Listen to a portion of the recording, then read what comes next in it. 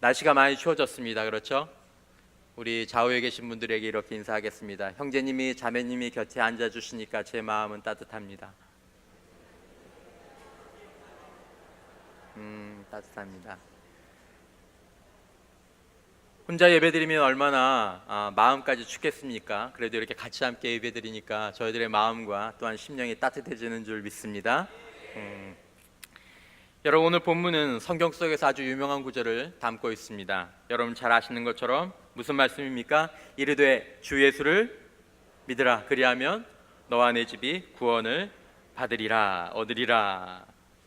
여러분, 사도 바울이 이렇게 주 예수를 믿으라고 간수에게 한 번 딱 선포했습니다. 그러니까 결과가 어땠습니까? 안 믿어요. 나 교회 안 다녀요. 그렇게 얘기했습니까? 오늘 본문 33절과 34절 보십시오. 자기와 온 가족이 다 세례를 받은 후 그들을 데리고 자기 집에 올라가서 음식을 차려주고 그와 온 가족이 하나님을 믿음으로 크게 기뻐하니라.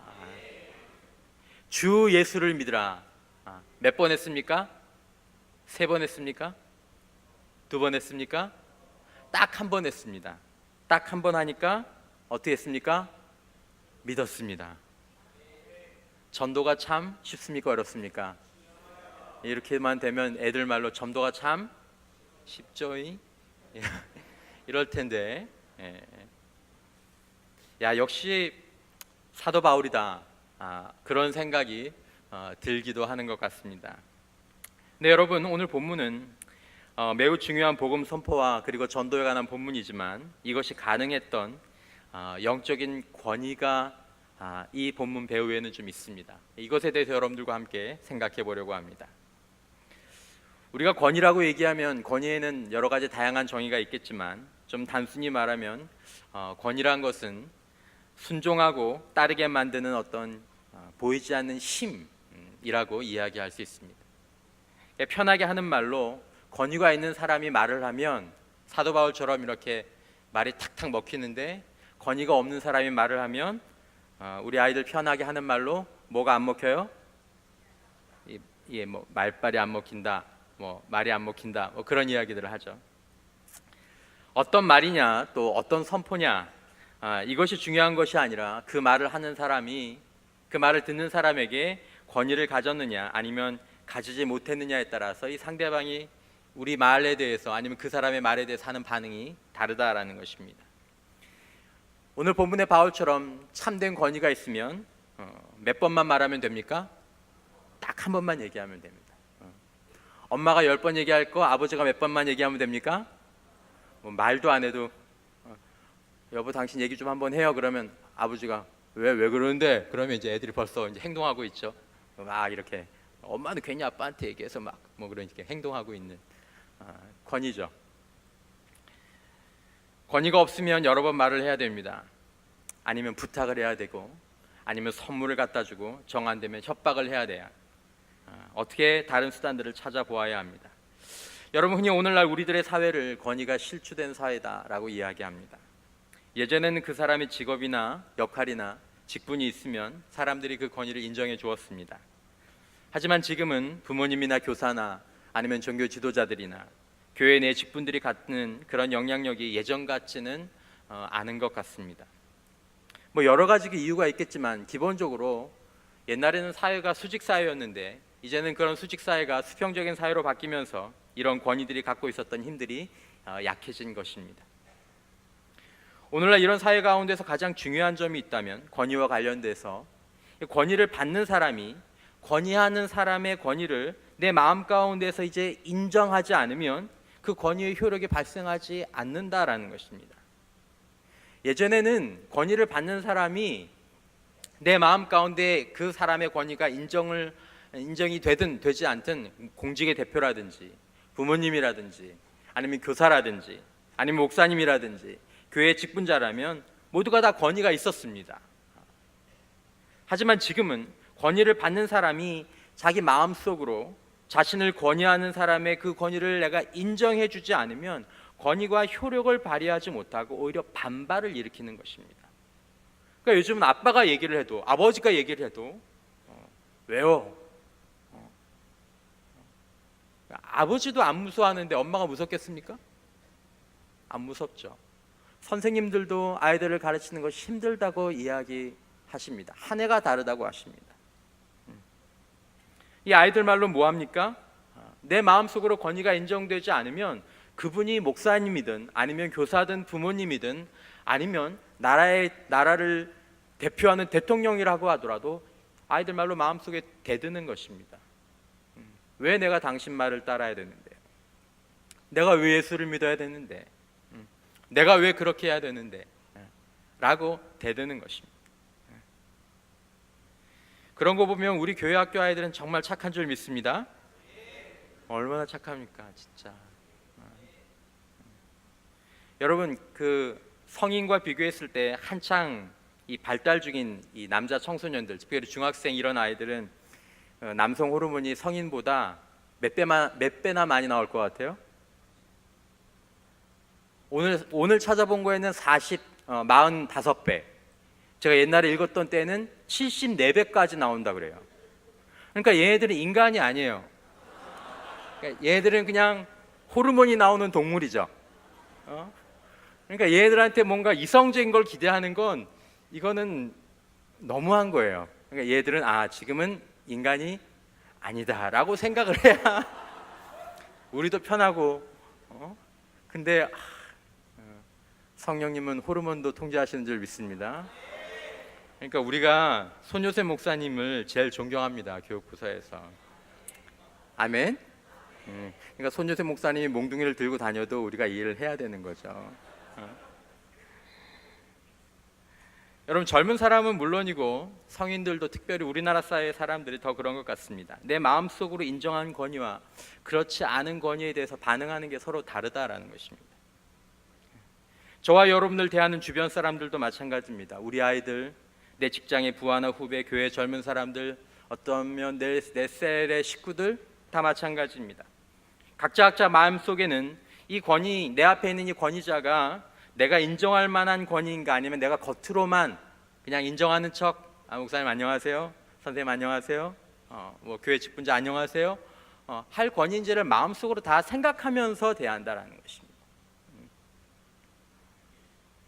영적인 권위는 어떻습니까? 영적인 권위는 다른 권위보다 더 그렇습니다. 더 그런 것 같습니다. 왜냐하면 예수님을 믿는다, 아니면 영혼을 맡긴다, 이것은 그냥 우리 한 부분이 필요한 부분이 아니라 전 인격이 반응하는 일이고, 그 사람의 말에 따라서 내 전 존재와 내 전 인생에 대한 권리를 이양하는 게, 이것이 영적 권위를 인정할 때 찾아오는 결과이기 때문에 신중할 수밖에 없는 것이다라는 것입니다. 다른 거는 그냥 몇 시간 내면 돼요. 그냥 공부하면 돼요. 그냥 내가 뭘 따라주기만 하면 돼요. 하지만 영적 권위를 인정하면 내 인생을 걸어야 되고, 그리고 내 삶 전체를 걸어야 되기 때문에 이 영적 권위를 인정하는 일은 가장 어려운 일이 된다는 것입니다. 여러분, 오늘 본문의 사도 바울은 잘 보시면, 이 본문의 맥락을 보시면, 이 간수에게 이 영적 권위를 인정받은 다음에 주 예수를 믿으라는 한 문장의 선포를 딱 뱉습니다. 그러니까 권위를 인정받은 후에 이 선포를 하게 되니까 이것이 한 문장으로 모든 일이 끝나는 것이다라는 것입니다.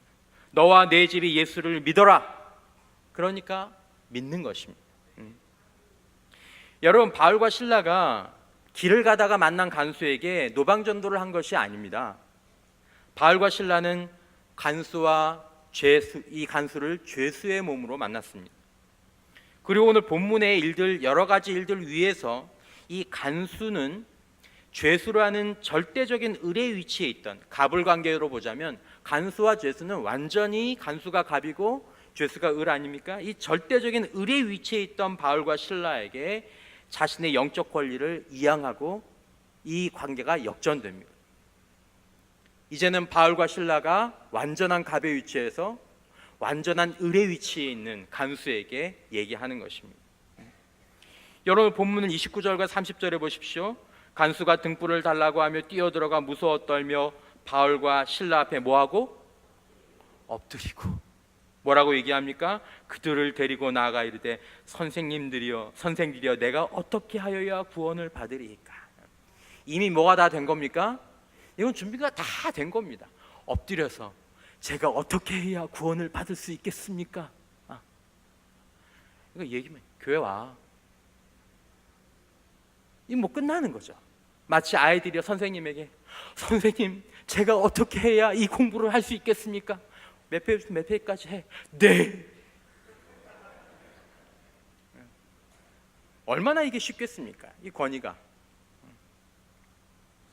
그러니까 이 한 문장의 선포로 충분했던 것입니다. 여러분 아무리 바울과 실라였다고 하더라도 만약에 길거리에서 이 간수를 만나서 주 예수를 믿으라 선포했다면 멱살잡이가 일어났을 것 같습니다. 여러분 사실 모든 권위가 진정으로 행사되기 위해서는 이 본문에도 나오지만 여러분 모든 권위가 진정으로 행사되기 위해서는 과정과 시간이 필요합니다. 특별히 영적인 권위가 더 그렇습니다. 여러분 예수님은 진정한 권위자가 되는데 과정이 필요하다고 분명하게 말씀을 하셨습니다. 권위자가 되려면 과정이 필요하다. 어떤 과정이 필요한가? 여러분 마태복음 20장 25절에서 28절까지의 말씀 저희가 함께 한번 읽어보도록 하겠습니다. 시작. 예수께서 제자들을 불러다가 이르시되 이방인의 집권자들이 그들을 임의로 주관하고 그 고관들이 그들에게 권세를 부리는 줄을 너희가 알거니와 너희 중에는 그렇지 않아야 하나니 너희 중에 누구든지 크고자 하는 자는 너희를 섬기는 자가 되고 너희 중에 누구든지 으뜸이 되고자 하는 자는 너희의 종이 되어야 하리라. 인자가 온 것은 섬김을 받으려 함이 아니라 도리어 섬기려 하고 자기 목숨을 많은 사람의 대속물로 주려 함이니라. 아멘. 여러분 진정한 권위자, 특별히 진정한 영적 권위자가 누군가에게 되기 위해서는 과정이 필요하다라는 것입니다. 시간이 필요하다라는 것입니다. 여러분 예수님조차도 이 과정과 시간을 손수 통과하셨고 오늘 본문의 바울과 실라도 이 과정을 생략하지 않고 그대로 통과한 다음에 권위를 얻고 그 권위를 행사하여 영혼을 얻을 수 있게 된 것입니다. 여러분 영적인 권위, 이 영혼을 얻고 영혼을 성장시키는 이 권위가 저와 여러분들에게 있고 더 갖추어지게 되길 주님의 이름으로 축원합니다. 이것이 어떻게 이루어지는가? 어떤 것들이 필요한가요? 먼저 여러분 사도행전 15장 25절에서 26절까지의 말씀 함께 한번 보겠습니다. 시작. 사람을 택하여 우리 주 예수 그리스도의 이름을 위하여 생명을 아끼지 아니하는 자인 우리가 사랑하는 바나바와 바울을 함께 너에게 보내기로 만장일치로 결정하였노라. 여러분 보십시오. 바나바와 바울에 대해서 뭐라고 얘기합니까?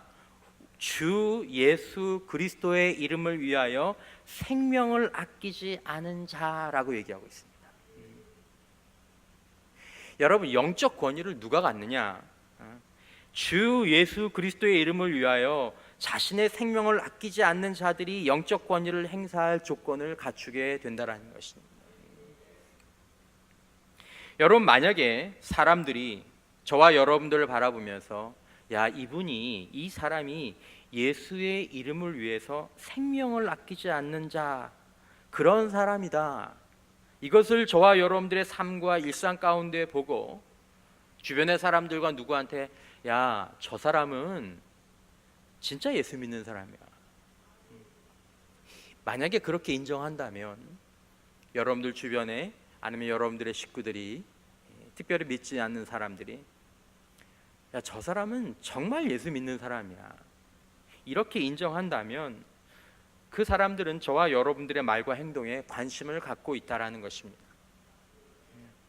그럼 이야기를 듣고 있는 사람은 영적 권위를 그분들로부터 얻을 수 있는 첫 단계 아니면 그 조건들을 점차 갖추어가고 있다라고 생각합니다.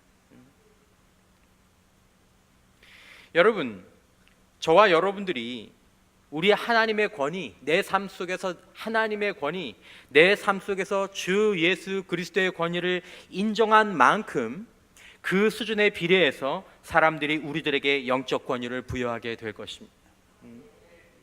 내가 하나님의 권위를 인정하고 내가 주 예수 그리스도의 권위를 내 삶 가운데서 깊이 인정하면 그것을 바라보는 사람들이 우리가 하나님의 종인 것을 인정하게 된다는 것입니다.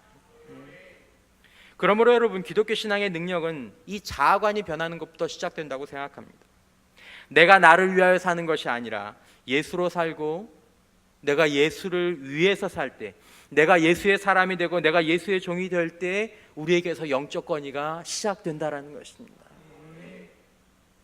여러분, 우리가 예수로 살면서 예수를 위해 살아가는 종들 되시길 주님의 이름으로 축원합니다. 이것이 우리가 영적 권위자가 되는 첫걸음입니다. 혹시나 우리가 입으로는 하나님의 종이라고 말하지만 실적으로 우리가 하나님의 종이 아니라 나를 위해서 하나님을 종처럼 부리려고 할 때 사람들은 우리들에게 하나님의 종이라는 권위를 부여하지 않게 되는데 그건 당연한 것입니다. 진짜 하나님의 종이 아니니까. 두 번째, 여러분, 영혼을 얻고 영혼에 영향을 줄 수 있는 이런 영적 권위는 희생과 수고를 실제로 지불하는 사람들에게 주어진다는 것입니다. 희생과 수고를 지불하는 사람들. 여러분, 사도 바울은 어떤 분이십니까? 사도 바울은 천국을 다녀온 사람입니다. 귀신 정도는 가볍게 물러가. 사도 바울이 물러가라고 하는데 안 나갈 귀신이 있겠습니까? 저는 없었을 거라고 생각합니다. 병자도 고치고요, 때로는 죽은 자도 살리는 그런 능력을 행하고 성령의 음성을 듣는 사람이 바로 사도 바울이었습니다. 그런데 여러분, 오늘 본문도 마찬가지지만 사도 바울의 전체 사역은 그런 기적과 능력으로 영혼을 얻는 것이 아니다라는 것입니다. 저희도 때로 저희 같은 사역자도 하나님 영권을 주시옵소서 기도할 때가 있습니다. 근데 여러분, 그 영권은, 사도 바울의 영권은, 영혼을 얻는 권리는 거기서 나온 것이 아니다라는 것입니다. 예수님은 저와 여러분들에게 너희가 으뜸이 되기 위해서 힘과 능력을 갖춰야 된다, 이렇게 말씀하지 않으셨습니다. 너희가 힘과 능력을 갖추면 너희가 너희 앞에서 우두머리가 될 수 있고 으뜸이 될 수 있어, 그러니까 기도해서 힘을 갖춰 라고 말씀하지 않으셨습니다. 능력도 있고 힘도 있어야 됩니다. 하지만 진정한 영혼을 얻는 이 영권은 수고와 섬김, 희생 속에서 조금씩 쌓여져 가는 것이고, 바울과 실라가 영혼을 얻은 그 권위의 근거는 희생과 수고에서 나왔습니다. 여러분, 사도 바울의 고백을 보면 우리는 사도 바울의 능력을 대단하게 보지만 정작 사도 바울 자신은 자신이 전도자가 된 근거를 영적 능력에 두지 않는다라는 것입니다. 본문이 좀 길지만 고린도후서 11장 23절에서 30절까지의 말씀 제가 한번 읽어보겠습니다. 그들이 그리스도의 일꾼이냐 정신없는 말을 하거니와 나는 더욱 그러하도다. 내가 수고를 넘치도록 하고 옥에 갇히기도 더 많이 하고 매도 수없이 맞고 여러 번 죽을 뻔하였으니 유대인들에게 40에서 하나 감한 매를 5번 맞았으며 3번 태장으로 맞고 1번 돌로 맞고 3번 파선하고 일주야를 깊은 바다에서 지냈으며 여러 번 여행하면서 강의 위험과 강도의 위험과 동족의 위험과 이방인의 위험과 시내의 위험과 광야의 위험과 바다의 위험과 거짓 형제 중의 위험을 당하고 또 수고하고 애쓰고 여러 번 자지 못하고 줄이며 목마르고 여러 번 굶고 춥고 헐벗었노라. 이 외의 일은 고사하고 아직도 날마다 내 속에 눌리는 일이 있으니 곧 모든 교회를 위하여 염려하는 것이라. 누가 약하면 내가 약하지 아니하며 누가 실족하게 되면 내가 애타지 아니하더냐. 내가 부득불 자랑할진대 내가 약한 것을 자랑하리라. 아멘. 여러분, 사도 바울은 자신의 영적 권위가 그의 힘과 기적이 아니라 그의 약함에서 나왔다고 말합니다. 누가 약하면 내가 약하지 아니하며 누가 실족하게 되면 내가 애타지 아니하더냐. 예수님의 말씀대로 바꾸어 표현하자면 내가 그들을 섬기지 않더냐라는 것입니다. 여러분, 오늘 본문에서도 간수가 바라본 사도 바울의 상태를 보십시오. 간수가 사도 바울이 병 고치는 능력을 보고 엎드린 것이 아닙니다. 간수가 만난 사도 바울은 22절에 나오는 것처럼 무리가 일제히 일어나 고발하니 상관들이 옷을 찢어 벗기고 매로 치라 하여 많이 친 후에 옥에 가두고 간수에게 명하여 든든히 지키라 하니 그가 이러한 명령을 받아 그들을 깊은 옥에 가두고 그 발을 착고에 든든히 채웠더니. 여러분, 이 간수가 바울과 실라를 깊은 옥으로 데리고 가서 그 발을 착고에 채운 장본인입니다. 그때 바울과 실라의 상태가 어떻습니까? 오늘은 제가 이 옷을 깔끔하게 입고 나왔지만 옷이 다 찢겨진 상태였어요. 그리고 옷을 찢긴 상태로 매를 맞았으니까 몸에 피도 많고, 나중에 본문 뒤쪽에 보면 이 간수가 치료를 해줄 만큼 몸의 상태가 좋지 않은 상황이었습니다. 깊은 옥에 갇히고 바른 착고에 채워진 몸이 되었습니다. 매력 없습니다. 멋있어 보이지 않습니다. 영광스러워 보이지도 않습니다. 그런데 여러분, 성령께서는 이런 놀라운 능력을 소유한 바울과 실라가 이 과정을 거치게 하셨습니다. 예수님도 십자가의 과정을 거치셨습니다. 성령께서는 바울과 실라가 다른 것이 아니라 바로 이 과정을 통해서 영적 권위를 간수에게 얻도록 하셨다는 것입니다.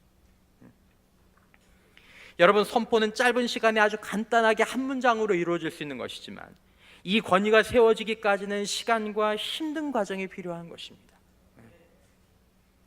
정말 어렵고 힘든 일은 선포하는 일이 아닙니다. 주 예수를 믿으세요. 여러분들도 다른 사람들에게 주 예수를 믿으세요. 이것이 힘든 것이 아닐 것입니다. 내심 마음 가운데 걸리는 건 뭐냐면 저 사람에게 내가 권위가 없다는 것을 내가 알고 있기 때문에 그렇습니다.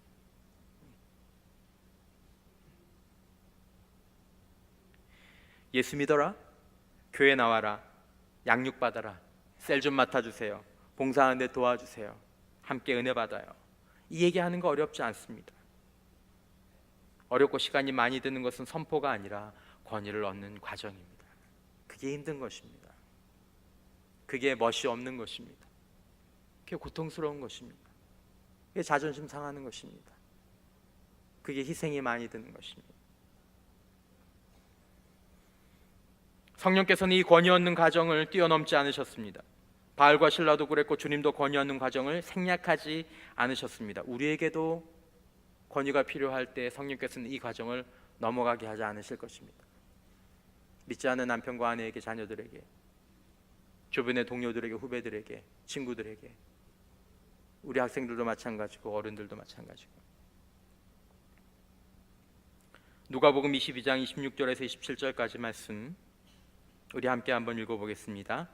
너희는 그렇지 않을지니 너희 중에 큰 자는 젊은 자와 같고 다스리는 자는 섬기는 자와 같을지니라.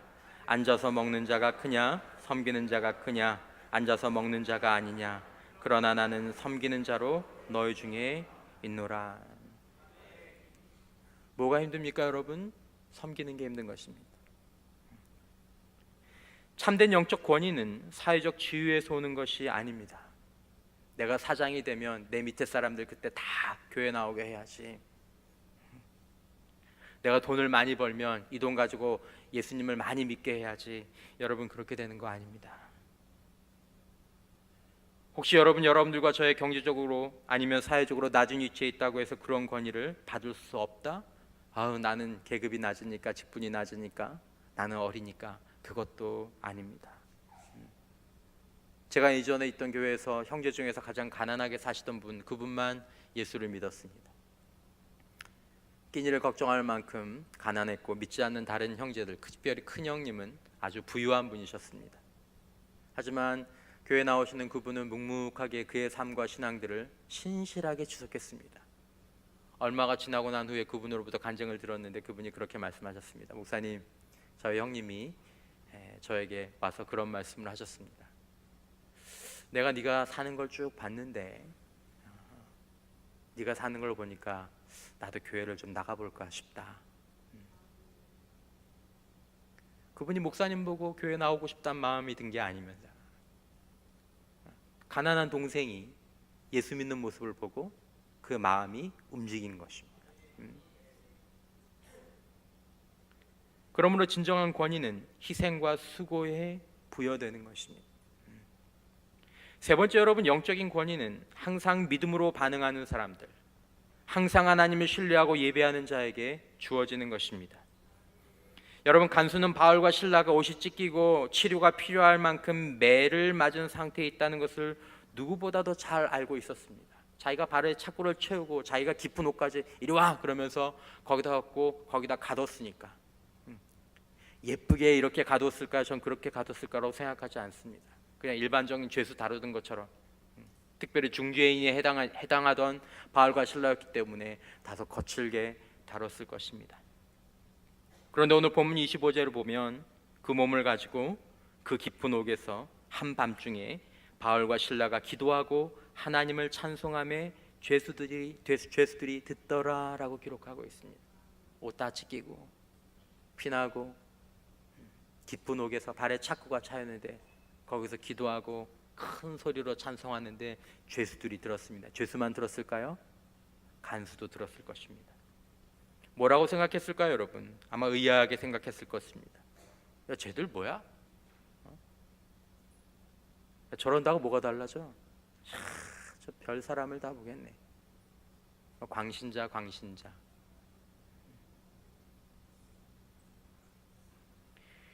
여러분, 영적인 권위는 영적인 수고에서 오는 것입니다. 나중에 이것들이 어떻게 될지 모르지만 간수는 바울과 실라가 기도하는 모습, 예배하는 모습, 찬양하는 모습을 보았습니다. 누군가 저와 여러분들에게 기도하는 모습, 찬양하는 모습, 예배하는 모습, 봉사하는 모습을 보아야 합니다. 야, 어떻게 저런 상황에서 기도하지? 어떻게 저런 상황에서 감사하지? 어떻게 저런 상황에서 예배하고 섬길 수 있지? 쟤 뭐지? 저 사람 뭐지?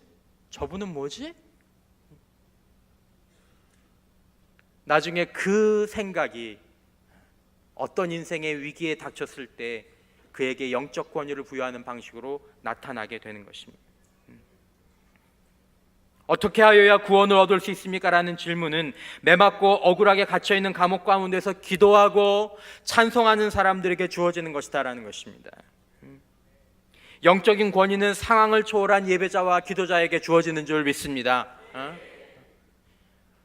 영적인 권위는 좋을 때는 기도하고 찬송했다가 어려우면 기도도 중단되고 찬송도 중단되는 그런 사람이 아니라 내 인생이 깊은 옥에 갇혀서 발이 착고에 묶여있는 상태 가운데서도 하나님을 찬양하고 예배하는 자들을 바라보면서 그 사람에게서 영적인 권위를 느끼는 것입니다. 사람들이 우리의 돈과 명예와 외모와 지위를 보는 것이 절대로 아닙니다. 갇힌 죄수로서 밤중에 드리는 기도와 하나님에 대한 찬양을 듣고 결정적인 순간에 무릎을 꿇는 것입니다. 마지막으로 여러분, 영적 권위는 결국 종합적으로 보자면 자신의 권리와 자신의 기회를 그리스도 안에서 포기하는 사람들에게 주어지는 것입니다. 여러분, 바울과 실라는 옥에서 탈출할 수 있었습니다. 갑자기 옥문이 확 열렸잖아요. 이런 일이 세상에. 그러나 여러분, 그 열려진 옥문을 향해서 바울과 실라는 나가지 않았습니다. 그것들을 포기했습니다. 옥문이 활짝 열렸는데. 왜 그랬습니까, 여러분? 오늘 본문 23절에 보면 많이 친 후에 옥에 가두고 간수에게 명하여 든든히 지키라. 아주 엄명히 떨어졌습니다. 야, 너 잘 지켜. 얘네 어떻게 되면 너 큰일 날 줄 알아. 바울과 실라는 특별한 지시가 내려진 죄수들이었습니다. 만약에 이들이 사라진다면 아마도 간수는 그 목숨으로 값을 치러야 했을지도 모릅니다. 옥문이 열리고 감옥에 난리가 난 걸 알자 오늘 본문 27절과 28절 보면 간수가 자다가 깨어 옥문들이 열린 것을 보고 죄수들이 도망한 줄 생각하고 칼을 빼어 자결하려 들거늘 바울이 크게 소리질러 이르되 내 몸을 상하게 하지 말라. 우리가 다 여기 있노라 하니. 바울과 실라는 끝까지 죄수의 자리를 지킴으로써 자신이 죄수가 아니라는 것을 간수에게 보여준 것입니다. 바울과 실라는 간수의 목숨을 위하여서 자신의 기회와 권리를 기꺼이 포기했습니다. 누군가를 위해서 자신의 권리와 기회를 포기하고 희생하는 것이 섬김인 줄 믿습니다. 이걸 보고 섬김이라고 얘기해요. 아, 저분이 나를 위해서 자신의 권리와 자신의 기회를 희생했구나, 포기했구나. 거기서 그분에 대한 권위가 싹 트는 것입니다. 우리가 바울과 실라의 이 권위를 부러워한다면, 주 예수를 믿으라 한마디로 끝내는 이런 권위를 부러워한다면 우리가 바울과 실라의 섬김을 본받을 수 있기를 바랍니다. 아름다운 전도자, 진정한 양육자가 되는 순간은 섬김이 시작되는 순간부터라고 생각합니다. 지금껏 내 중심의 사람이었지만 이제 그리스도 안에서 예수님 중심의 사람, 영혼 중심의 사람으로 살아가면서 내게 당연한 권리와 기회를 그 사람들을 위해서 포기할 때 주님의 양을 치는 권위가 주어지는 것 같습니다. 여러분, 본문 이후에 보면 바울은 자신이 로마 사람이라는 것을 일찍 말하고 주장했다면 매도 안 맞고 감옥에도 갇히지 않았을 것인데 모든 상황이 다 끝난 다음에야 자신이 로마 사람인 것을 밝힙니다. 분명히 처음에 난 로마 사람이니까 날 때리려고 때리지 마 라고 얘기했으면 분명히 이런 일은 없었을 것인데 그때는 아무 소리 안 하고 다 맞고 다 찢기고 다 갇히고, 그리고 간수와 그 집안 예수를 믿은 다음에야 자신이 로마 사람이라는 것을 이야기합니다.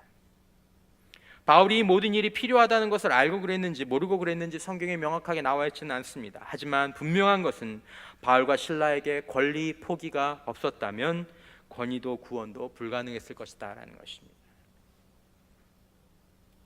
여러분, 제자의 삶, 그리스도의 삶은 권리 포기의 삶, 곧 섬기는 삶인 줄 믿습니다. 이건 틀림없습니다. 그리스도의 이름을 위하여 자신의 권리와 기회를 우리가 있는 곳 가운데에서 포기하는 모습을 보여주지 않는 한 아무도 우리에게 진정한 권위를 부여할 것을 기대해서는 안 된다라고 생각합니다. 여러분, 저와 여러분들이 누구에게 고개를 숙입니까? 누구에게 우리의 삶에 영향과 변화를 끼칠 수 있는 권위를 부여합니까? 특별히 그 사람이 하는 말이라면 내가 좀 더 귀 기울여 들으려고, 할 수 있으면 그 말을 다 받아들이려고 왜 노력합니까? 그 사람들이 자기 권리와 기회를 아름다운 목적을 위해, 그리스도를 위해, 그리고 궁극적으로 나를 위해서 기꺼이 포기하기 때문에 그런 것 아닙니까? 말씀을 맺겠습니다. 여러분, 저와 여러분들이 영혼을 인도하는 권위 있는 사람들로 성장해 나갈 수 있기를 주님의 이름으로 축원합니다. 저나 여러분들이나 이름만 있는 권위자가 아니라, 권위적인 사람이 아니라 참된 권위를 이양받은 부모와 직분자, 사역자가 되시기를 축원합니다. 우리가 하나님의 종으로 그리스도를 위해 생명을 아끼지 않는 자인 것으로 드러나고 거룩한 희생과 수고가 드러나기를 바랍니다. 우리 인생의 어둠 속에서 기도하고 하나님을 찬송하고 예배하는 자로 드러나기를 바랍니다. 자기 권리와 기회를 거룩한 목적을 위해서 포기하는 자로 드러나기를 원합니다. 우리 한 번만 따라서 해주시겠습니까? 예수를 위해 권리를 포기하면 예수를 위한 권위를 얻게 됩니다. 저와 여러분 모두가 아름다운 권위를 얻고 영혼을 얻고 살리는 귀한 종들이 되시기를 주님의 이름으로 축원합니다.